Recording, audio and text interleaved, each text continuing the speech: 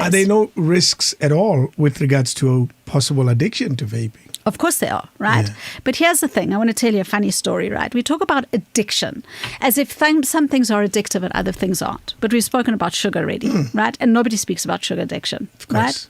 But there is a real sugar addiction in our society. Talk to people and ask them if they can stop. People have Coca-Cola. Ask them if they can stop having Coca-Cola. They'll tell you must be mad, right? And in fact, my secretary at work was talking about this yesterday. She was saying she and her son are trying to get off the 3 C's. What are the 3 Which C's? is what? Chips, chocolate, Coca-Cola. Oh, boy. She said she lasted 2 days. 2 days. There's no ways they could get off the 3 C's, right? Okay. Now, I'm a health coach, so I find the 3 C's pretty problematic, right? But a lot of people think it's absolutely fine, right? Yeah. Now, I'll tell you a little funny story about myself. I was living in Australia for 3 years, and I was pregnant with my second child when I was living in Australia.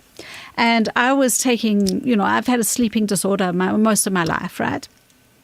And I went to the doctor in Australia. I said, what do I do? Am I going to sleep if I don't have my one dormer knocked at night, right? My sleeping pill, my benzoid. And he was like, you can't have a benzoid if you're pregnant because you're going to harm your baby, right? Yes. And I was like, okay, what do I do?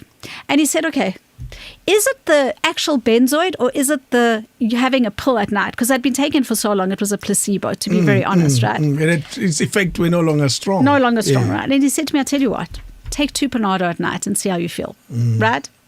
So I started taking 2 Panado, which was doing nothing physiologically, right? But the fact that I was taking this thing every night was a ritual, right?